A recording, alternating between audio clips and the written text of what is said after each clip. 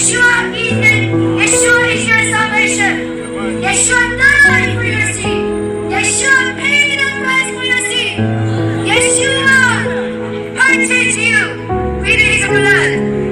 He died for your sin. You have to know that this is goodness of Yeshua. Because you will recognize that Yeshua is Jewish and I'm Jewish. Hallelujah.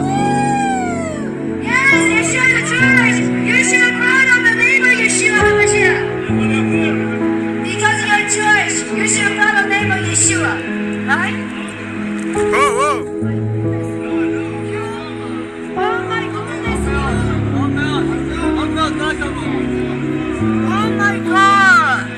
I cannot believe this. Wow. What a shame on you. What's happened? He slapped my face. Wow.